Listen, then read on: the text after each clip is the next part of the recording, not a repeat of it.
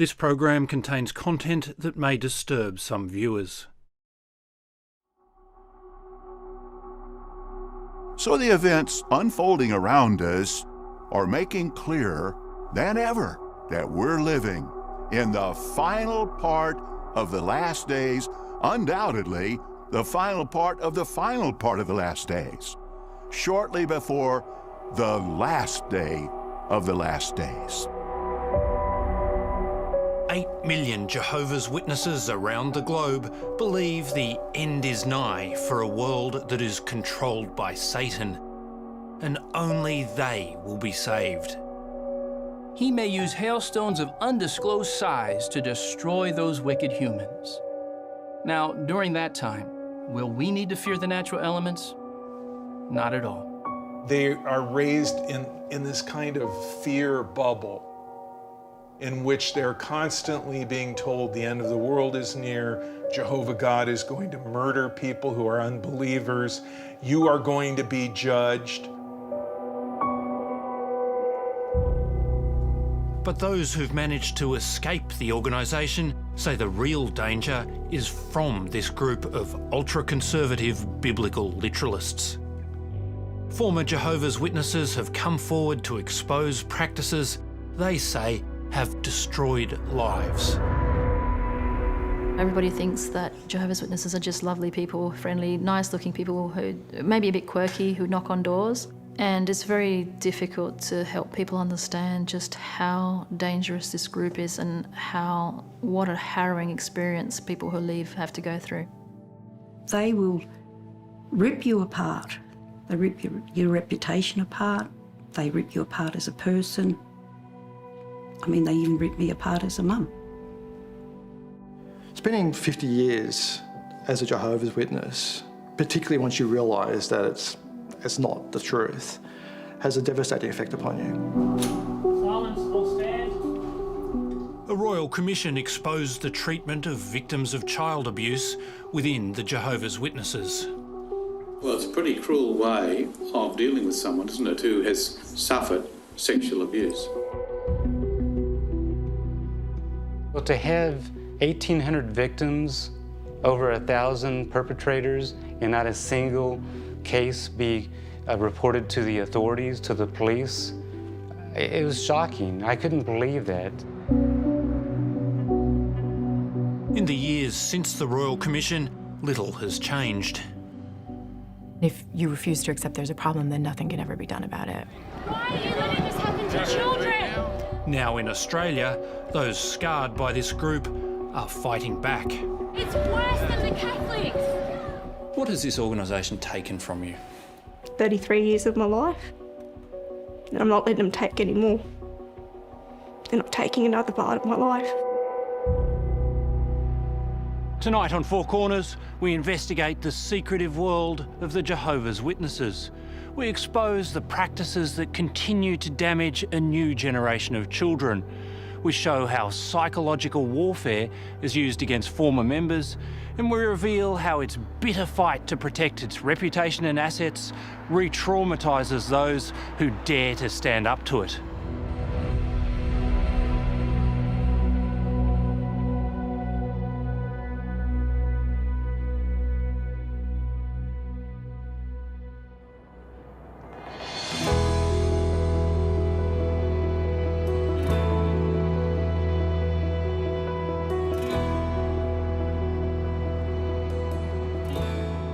In 2019, Jehovah's Witnesses from around the world came to Melbourne to celebrate their enduring love for God and each other. A slick 3-day program of prayer, song and preaching. Clothe yourselves with love, for it is a perfect bond of union. Unfailing love. Really, what other group of persons on earth are interested in discussing love that doesn't fail? Unfailing love.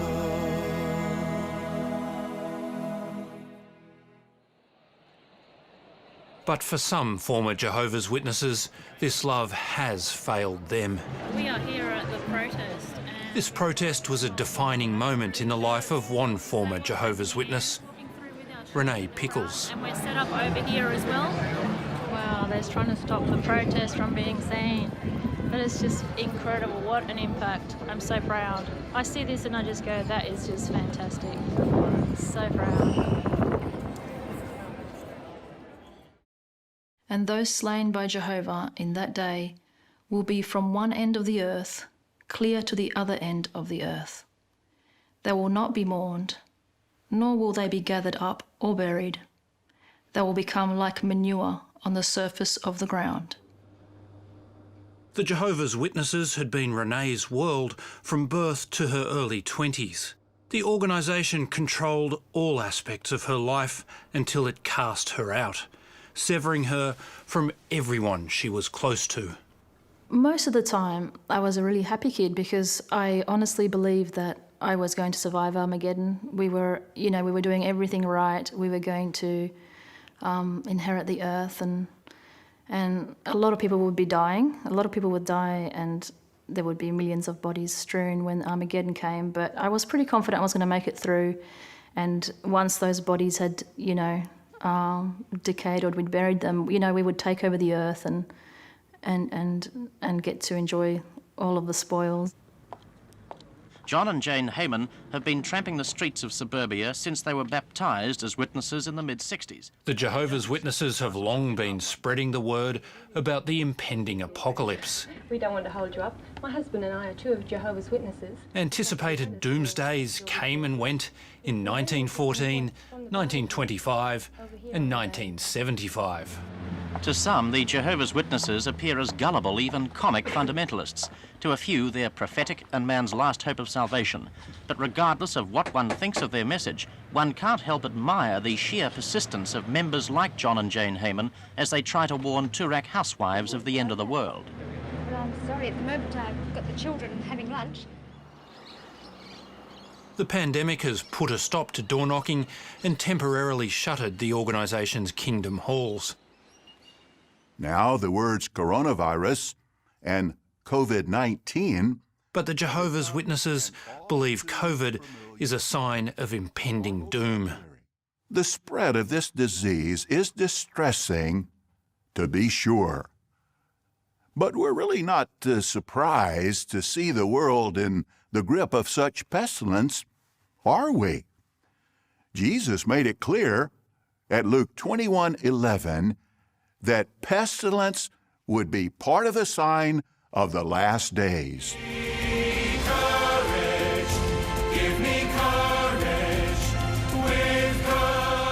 The organisation's in-house production studio pumps out slick instructional videos that deliver its unchanged message.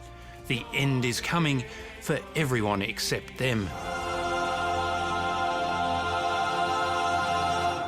Jehovah is guarding the lives of his loyal ones. Witnesses are told they are being persecuted by worldly institutions. Where are they? Check the basement. And are taught to distrust everyone outside the group. They're terrified about the idea of what the world is like. They're told that the world is a scary place out to get them. They're told the governments are going to eventually soon attack them.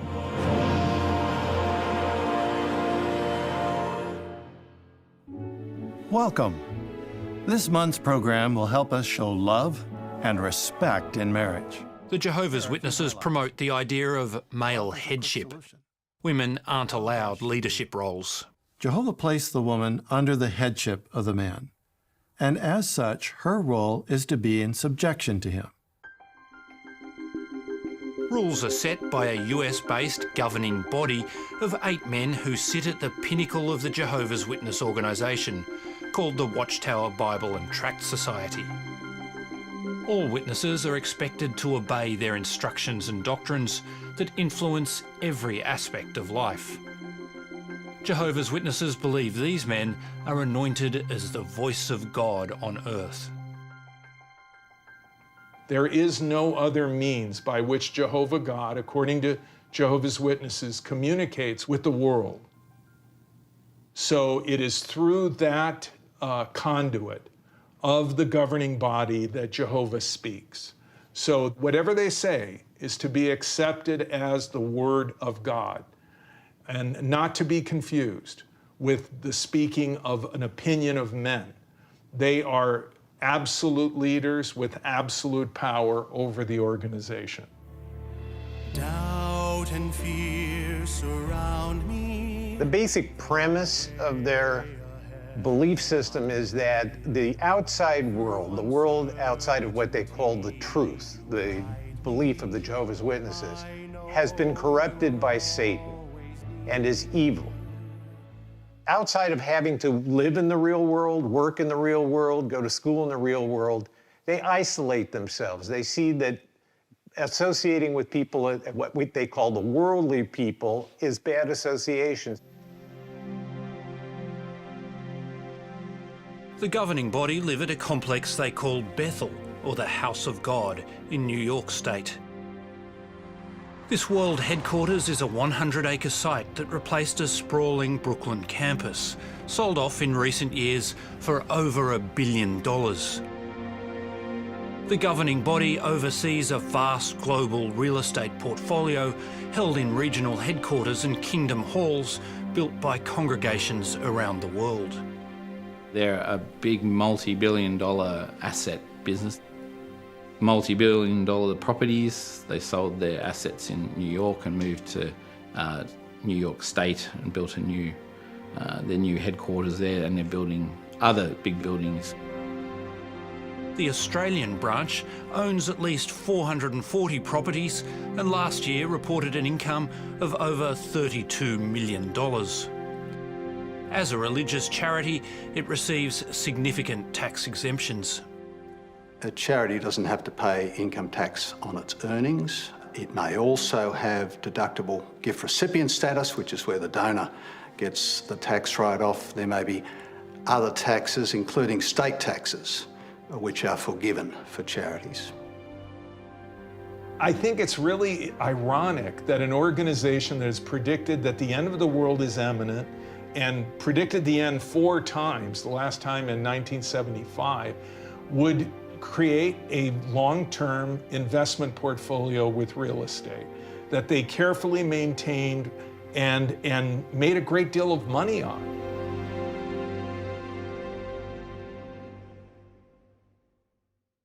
Whoever holds back his rod hates his son, but the one who loves him disciplines him diligently. Bill Hahn was his congregation's treasurer, known as the accounts servant. He was born into the organisation and raised his children as witnesses. What did you miss out on? Soccer. That was my big thing as a kid. I'd ask every year, can I play soccer? And I'd be like, no.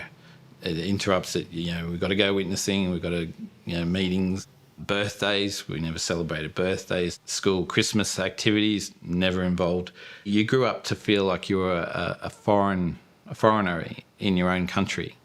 And yet you did the same thing to your own children. They were probably around 10, 12 at the time, and we knocked on a door, and it was a nice fella, and he said to the boys, "Oh, boys, wouldn't you rather be out playing soccer in the morning?" And my dear middle boy, Oliver, just like, "Oh, no, that's not. It's all right. We like to meet people and talk to them." And I felt so sorry for him, and it really just came back to me of all that loss that I felt as a child. And then there's the fear, recounted by so many former Jehovah's Witnesses. What would get me was the little children out in the world, as they called it, because they were worldly people. The thought of them dying, that used to upset me, because we were taught that only Jehovah's people in the organisation would survive Armageddon. Everyone else on the outside would die. So it was our job to go out witnessing to try and bring as many people in as we could. And if you didn't take the opportunity to witness, you had their blood on your hand.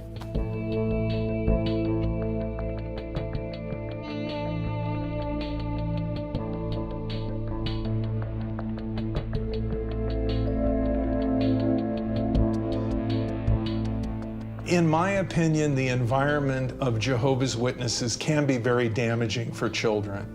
They are raised in this kind of fear bubble in which they're constantly being told the end of the world is near, Jehovah God is going to murder people who are unbelievers, you are going to be judged.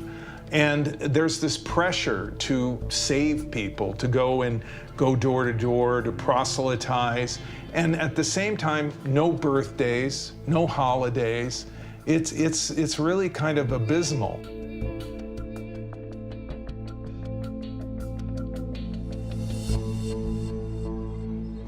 Children are taught from a young age that gay relationships are unacceptable. Carrie drew two mommies. She told me they're married to each other.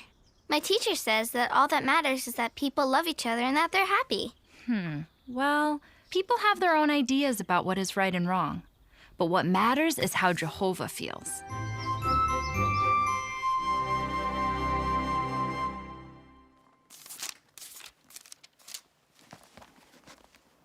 Leviticus 18:22. You must not lie down with a male in the same way that you lie down with a woman. It is a detestable act. Adam Van Werdum left the Jehovah's Witnesses in 2019. It has a massive effect when forever you are told that you can pray the gay away and you can make a big effort, and with God's blessing, you can become straight, basically. So certainly from an early age, I knew I was gay, but I just never expressed it. I was terrified of expressing it. The hostility in the congregations for gay people is quite extreme. To decline higher education and have the... Independent thought and analysis is discouraged, as is higher education. Higher education often instills a sense of superiority and self-reliance that is in direct opposition to the Christian personality. We will not need doctors or lawyers after Armageddon, but we will need carpenters and plumbers and similar construction trades.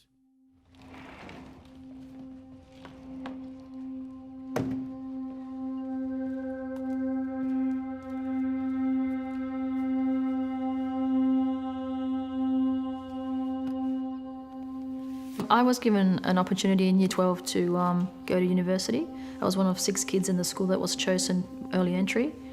And I remember when I got home that I showed Mum and we laughed and threw it away. Why would we get an education from Satan's system when we had the best education from Jehovah's organisation? I actually was science stocks at school, and I got into a Bachelor of Science at Sydney University. But I never did it because I was told it was a waste of time. In my opinion, they discourage people because in higher education, people are encouraged to critically analyze things, to look at historical facts objectively, to look at the evidence. And this is seen by Jehovah's Witnesses as threatening because much of their history and their beliefs are not predicated on things that are that strong foundationally. No single witness may convict another for any error or any sin that they may commit. On the testimony of 2 witnesses or on the testimony of 3 witnesses, the matter should be established. The moral rules of the Jehovah's Witnesses are strictly enforced by all-male panels called judicial committees. They're set out in a manual called Shepherd the Flock of God. So you could almost say it's the elders' Bible. They abide by everything that's written in there. Even if some things might be questionable, the elders still have to uphold what's in that guidebook. Peter Gutos was an elder for 15 years and sat on hundreds of these committees. Most cases would have been fornication, adultery, not many cases about uncleanness, acts of smoking or drinking. For each individual, it's quite humiliating because they had to reveal these personal things, that most embarrassing things, and private things that they had to reveal it to, in amongst 3 men. So quite intimidating, and especially for young women to face 3 men about private issues like that. And these men would interrogate them to really find whether they were truly repentant. So the questions were really, really exhausting and humiliating for the victim. Yeah. What kinds of questions would be asked? Well, like, did you touch their private parts, and how often did you touch their private parts? Were they satisfied in you touching their private parts? These are the kind of questions that each person would be facing. Yeah. The experience can be excruciating for those facing these panels, like Renee Pickles. I was subjected to a judicial commission, and it was one of the worst experiences of my life. I believe it is the main reason for a lot of my trauma. It was basically 3 men who were in an interview panel with me. I was not allowed to bring a support person in, and I was interviewed, or I would say interrogated, over several sittings, and the questions got extremely intimate and personal as to what I had done, so that they could then just use the Holy Spirit to determine whether I was still worthy and clean enough to remain in the congregation. Could you give me an example of the kind of questions they asked you? Did you kiss? Did you fondle? Did you touch each other in the genitals? Did he have an ejaculation? Did his ejaculation touch your skin? Aged just 21, Renee was judged to be unrepentant and issued with a notification of disfellowshipping. She was cast out into a world she was completely unprepared for. I had nobody to turn to, and then I'd lost my entire family and community, so it was like I landed in a different planet, and it was an extremely lonely period of time. It was unbelievable. Disfellowshipping is accompanied by total social exclusion, known as shunning. It's supposed to be loving discipline. Actually, to me, it's inhumane to the point of the complete shunning, of not having anybody in your life, talking to anyone, everyone being completely removed from your life that you've ever known, especially when you've been born and raised in an organization, and all of that is taken away. That is inhumane. It is not loving. American Brandy Schmiedel, who lives in Colorado, is the niece of governing body member Stephen Lett. She shunned her brother Stephen Camp when he came out as gay. I knew his family meant the world to him. It was one of the most important things to Stephen. For him to be faced with this decision was probably one of the biggest things he was ever going to have to face.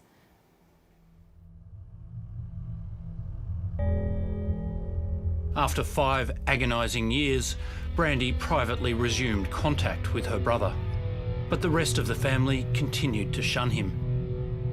In 2020, he committed suicide, leaving these instructions for his funeral. Things I don't want. The mention of religion or JWs talked about upon my passing. They were the source of where this all began. It was one of the most important things in his life was his family and his friends, and he lost both. Soon after Stephen's death, his uncle, Stephen Lett, gave this address about the impending apocalypse. There will be many others who will come back, who will have to abandon their former way of life. I was thinking, as an example, a homosexual.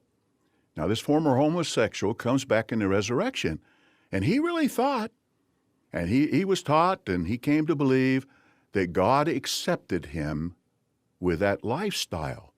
But now he's going to learn about Jehovah's moral standards. It was extraordinarily insensitive, especially this is just a few months after my brother had died. It did give me the courage to speak out about this because this needs to end, because it is hurting way too many people. I have had hundreds, if not thousands, of people reach out to me saying that they have experienced almost the exact same thing that Stephen has gone through, or they know someone that has, and the vast majority of them have either attempted or they know that someone has killed themselves for the same reasons.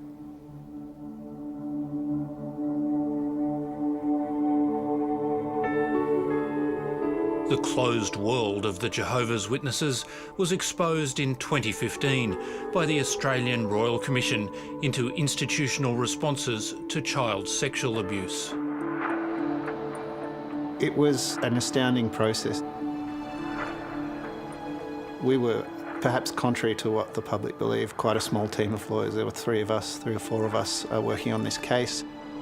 James Pender was part of the team that uncovered a vast cache of internal files compiled by Jehovah's Witnesses over 60 years. Everything's written down, so the allegations of survivors, what was said and what was done is all recorded, and then those records are provided to the branch office in Australia and kept on file. The files documented allegations and confessions of the abuse of more than 1,800 children by more than 1,000 alleged perpetrators. We pored over these 5,000 files and created a spreadsheet detailing allegations via perpetrator, recording the number of victims, the age of victims, their location, whether the perpetrator was a ministerial elder or a servant at the time, the positions of people that knew, and all the relevant details. So it was a very forensic process, and I think in retrospect quite traumatic. The Royal Commission found no evidence that the Australian branch office had alerted authorities about any of the abuse documented in its files. It was the scale of what was recorded, the strangeness of what was recorded, the intimacy of what was recorded, and the fact that none of it had been reported. It was astounding. Well, to have 1,800 victims, over 1,000 perpetrators, and not a single case be reported to the authorities, to the police, it was shocking. I couldn't believe that. If anyone comes to you and does not bring this teaching, do not receive him into your homes or say a greeting to him. For the one who says a greeting to him is a share in his wicked works. The scale of abuse staggered Kevin Dean, who was a Jehovah's Witness elder in the US. When you look at the numbers in Australia of Jehovah's Witnesses, and then you look at the numbers in the United States, we have over 1 million witnesses. Well, I knew that the situation is even much worse, probably, in the United States than it is in Australia. When an allegation of wrongdoing is made within the Jehovah's Witnesses, internal action against the alleged offender is taken by a judicial committee of elders only if there is a confession or 2 witnesses. So if there isn't a second witness, then likely that allegation is not considered to be justified and therefore the sin not to have been committed. And so no action would be taken by the congregation in relation to that allegation of abuse. What we know about child sexual abuse is it doesn't take place in front of people, it's secret, and often only the perpetrator and the victim are present. So that's a very dangerous practice, that they won't accept that an allegation has occurred without 2 witnesses. The Jehovah's Witnesses have contested the Royal Commission findings and continue to dispute that the organisation has a problem with its handling of child abuse. It commissioned a 2018 report that argued that the Royal Commission had an inherent unfairness and that the organisation shouldn't be held responsible for abuse that occurs within the families of witnesses.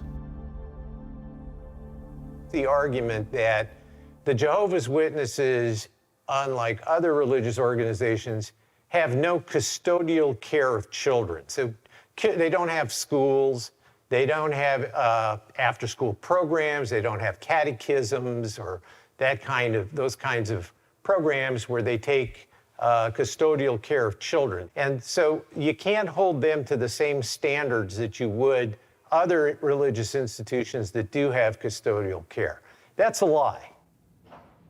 The view of the Commission was that because the Jehovah's Witness rules and regulations determine how all aspects of a member of the Jehovah's Witness should live in their life, that actually there was no distinction between the life of the family and the institutional context of the church, and that the institutional context did actually include the families.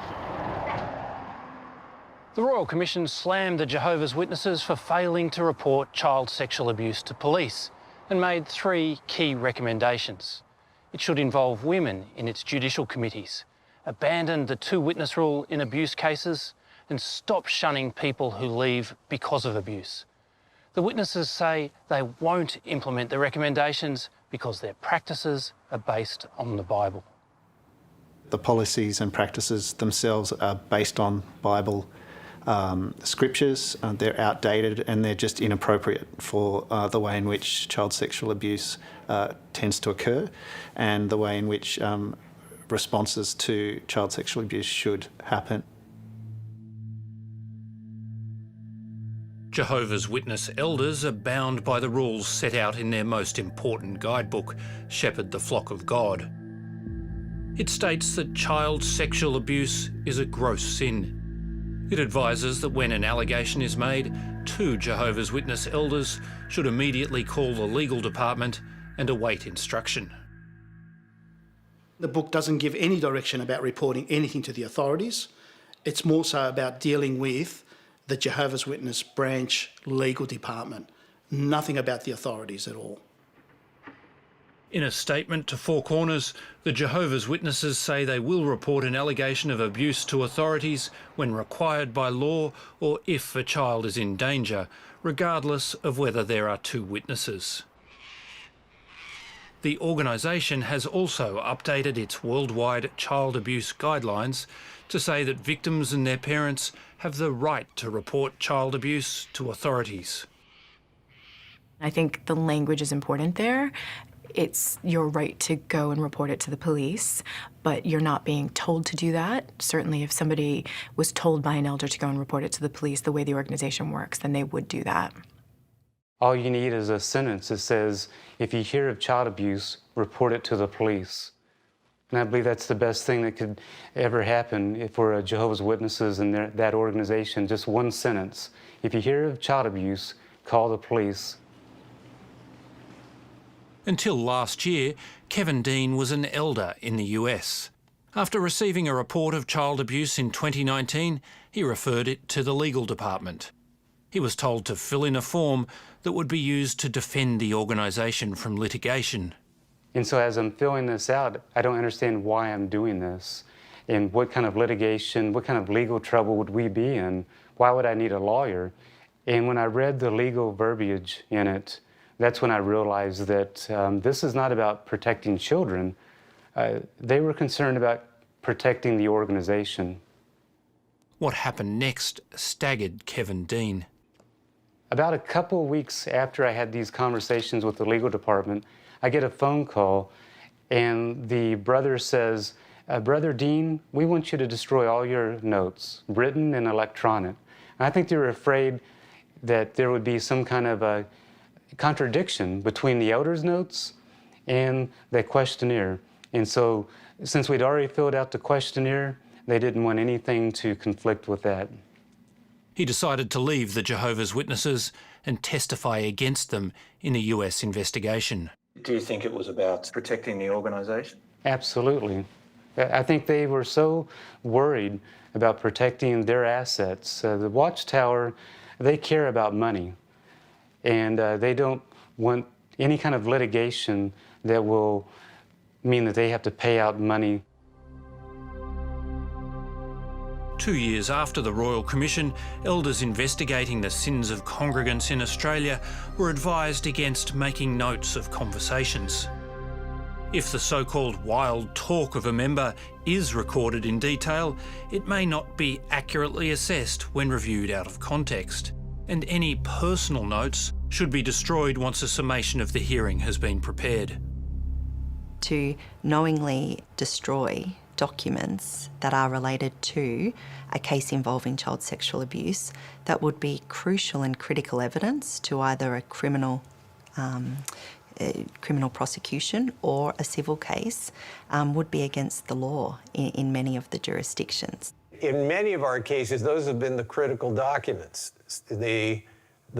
What's kept in a confidential file are forms with minimal information, but in practice, in many congregations, elders would put their notes in those files, and their notes would have the details. The notes would tell the real story. That firm is notorious, right? US lawyer Erwin Zalkin has 7 lawsuits in train against the governing body for alleged child sexual abuse crimes within the congregation. We've called this press conference today to announce that we filed yet another lawsuit against the Jehovah's Witnesses. He wants to hold the leaders accountable and have them testify publicly in the US for the first time. They will do everything to avoid what they call bringing reproach against Jehovah, and that includes keeping everything in-house.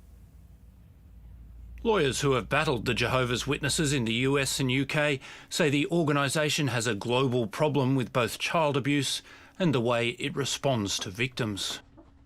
Kathleen Hallisey brought the first successful civil case in the UK against the Jehovah's Witnesses. It's called A versus Watchtower. The abuser actually admitted to the abuse, but it was never reported to the authorities, and allegedly they took steps to protect other children in the organization, but obviously that's a difficult thing for them to do, and therefore he went on to abuse A and many others, and that's not the first case that I've seen like that. Overseas, lawyers say the organisation drags cases out until the last possible moment and then settles to avoid courtroom examination of its practices.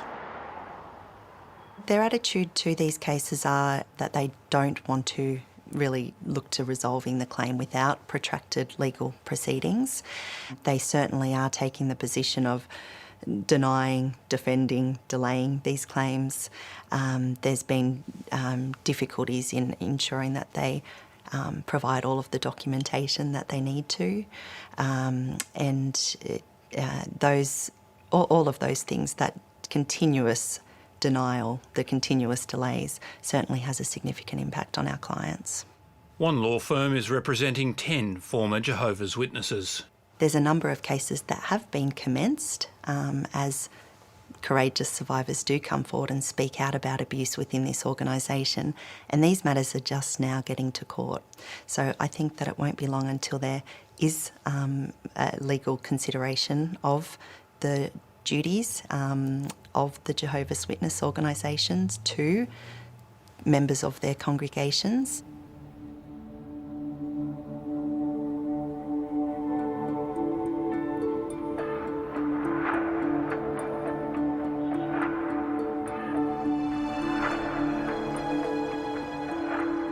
As an 11-year-old girl growing up in the remote Queensland town of Mount Isa, Amy Whitby says she was sexually abused inside the home her family shared with another Jehovah's Witness family. The job of an elder is to shepherd the congregation, to look after the flock, to keep them safe. That's their job, because we're Jehovah's people. And it's their job to keep us safe, and they failed. Amy's mother says she complained about the alleged abuse to a witness elder. There was meetings with the elders in my friend's home, but I was never believed. I was told that I was mental. They used my illness against me because I had that breakdown and I suffered manic depression. And so they used that against me. As part of Amy's case, she's claiming that the elders must have known the alleged abuser had been convicted the previous year of offences against an 8-year-old boy. So there'd just be no way that those elders would not have known that he was charged, arrested by the police and charged, and then went to court. There's just no way they would have not knowing about it. It just doesn't happen in that religion. You know, people spy on each other. You're told it's your responsibility. You hear something about someone, you are to report it. The Jehovah's Witnesses say local elders weren't aware of the prior conviction, and regardless, the organisation isn't responsible for the acts of its members within the family home. Despite Teresa's complaints, the man remained in the congregation and even gave Bible readings and talks from the stage. It would make me so angry. It would make me so angry to the point that I would get up and I'd go outside and I'd just pace. And I'd just pace and I'd just be going around and around and around, and just that anger, because all I wanted to do was run in there and scream at them that he shouldn't be allowed up there. Why is he allowed up there?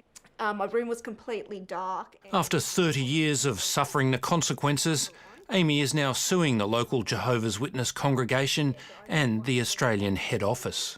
Our job is holding them accountable in terms of... I feel like what happened had a bit of a domino effect on the rest of my life, with things that happened to me after. So, yeah, you know, I wonder sometimes what my life would have been like if that hadn't have happened. Would my self-confidence, my self-worth. After 2 years of legal wrangling, Amy Whitby's case is now headed to trial.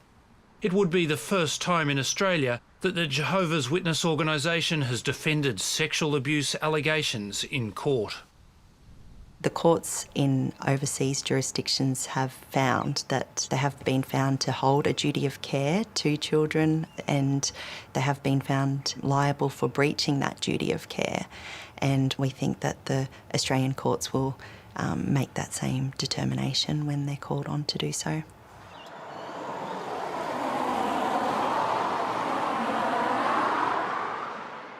Most major religious groups named by the Royal Commission have apologised and taken steps towards compensating victims of abuse. We're not seeing any of that in terms of responses from the Jehovah's Witnesses. Since the Royal Commission, ourselves, we've resolved over 900 cases successfully, and for around $150 million in compensation. Not one of those cases has been resolved successfully against the Jehovah's Witness organisation. The organisation says there is no evidence that the Jehovah's Witnesses are guilty of institutional child sexual abuse, and that it responds to compensation claims in a caring, fair and principled manner. But it long resisted joining a redress scheme designed to help victims, agreeing to sign up only after it was threatened with the loss of its charity status. There's a number of benefits that this organisation gets because it is a religious entity, a charitable institution. There's tax benefits. So one way that the government could ensure that this organisation was more child safe is to remove some of those benefits that it gets from their status, to remove those until they can prove that they are a child safe organisation.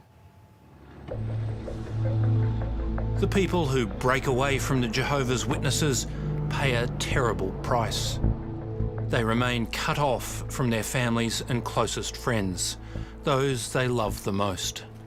Within the ex-Jehovah's Witnesses, we do it once a year, is a Memorial Day. I did it a few times. You take a bunch of flowers and a card to mourn the loss of your family and leave it on the door of a Kingdom Hall. It's like a death, and that's where I've come to terms with. Mum died 3 weeks ago, and I just got I knew it was coming at some point, and I just got a text message from my brother say, "Oh, by the way, Mum died yesterday. stomach cancer, doesn't want a funeral, didn't want a fuss, and that's it, Jeff. Bill Hahn also grieves for his 3 oldest children who continue to shun him. So really for the last 10 years, from when the reality of it set in, that okay, they view me as dead, that you almost mourn in reverse. I've just had to grieve the fact that, look, until they wake up themselves and leave and come out of the religion, that basically I just have to view them as that they've passed away, which is not nice, but it's a way of coping.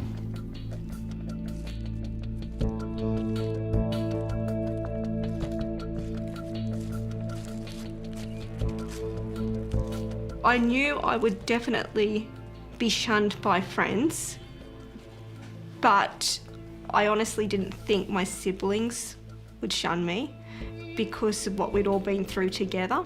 One little grandson was with his dad, and his dad let him speak to me, and he said, "I'm forgetting you, Nanny." And he said, "I'm sorry, Nanny." And I said to him, "Well, I'll never forget you." I said, "I will always want you to remember that."